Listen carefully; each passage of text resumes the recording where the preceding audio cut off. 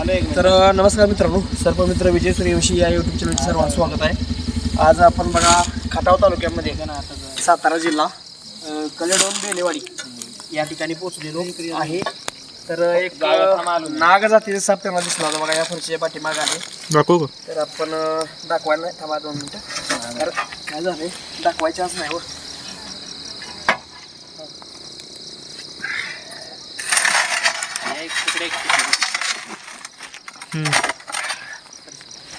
Okay, तर बघा मित्रांनो, आपण हा इंडिया स्पेक्टिकल कोब्रा म्हणजेच भारतीय नाग छोटंसं पिल्लू आहे बघा। तर याची लांबी बघा 2 फूट आहे, तुम्ही बघू शकता। तर याच्यामध्ये बघा न्यूरोटॉक्सिन प्रकारचं विष आढळून येत असतं आणि ज्या वेळेला याला धोका वाटतो त्यावेळेला तो फणा वगैरे दाखवून पूर्वचेतावणी देत असतो। तर बघा पहिली गोष्ट घाबरायचं नाही, कारण सगळ्यात महत्त्वाचा विषय काय असतो, आपला पाय पडल्याशिवाय कोणताच साप आपल्याला चावत नसतो। म्हणजे आपल्यापासून त्याला इजा झाल्याशिवाय कुठलाही साप आपल्याला चावत नसतो। त्यामुळे पहिली गोष्ट घाबरायचं नाही, लक्षात घ्या। आपण त्याला कुठल्याही प्रकारची इजा करणार नाही आहोत, लक्षात घ्या। त्यामुळे साप चावण्याचा चान्स विषय नाही, लक्षात घ्या।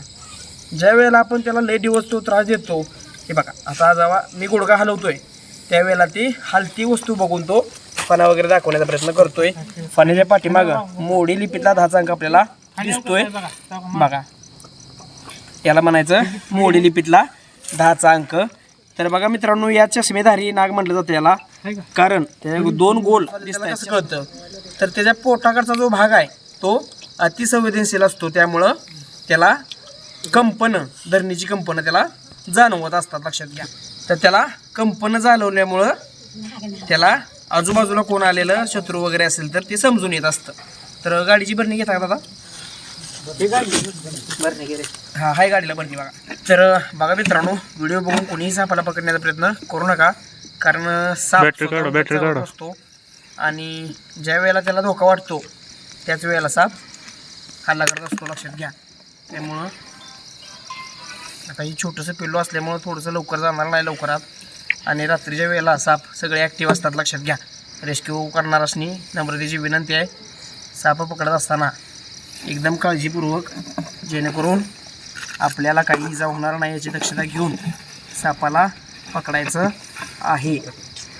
त्याला कुठल्याही प्रकारची इजा न होऊ देता आपण त्याला अगदी सुरक्षितपणे पकडलेलं आहे।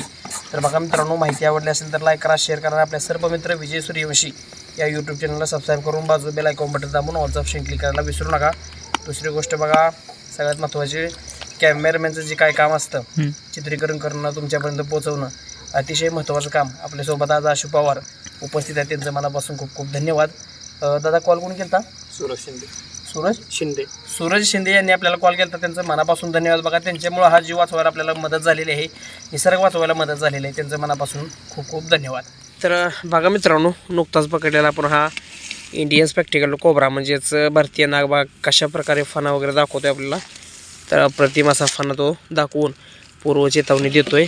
फण्याच्या पाठीमागची डिझाईन आपल्याला दिसली असेल आता बघा, कशा प्रकारे तो जातोय आता निसर्गाच्या सानिध्यामध्ये। तर खूपच सुंदर पद्धतीनं हा साप निसर्गाच्या सानिध्यामध्ये निघून चाललेला आहे। तर तो झाडावरती जाण्याचा प्रयत्न करतोय। तर बघा, मुख्यतः दिनचर साप आहे, रात्रीचा क्वचित आढळून येत असतो बघा। तर तो निघून गेलेला आहे फॉरेस्टमध्ये। भेटूया नवीन व्हिडिओमध्ये नवीन सापासोबत, तोपर्यंत सर्वांनी काळजी दक्षता घ्यायला विसरू नका। जय हिंद, जय भारत, जय महाराष्ट्र मित्रांनो।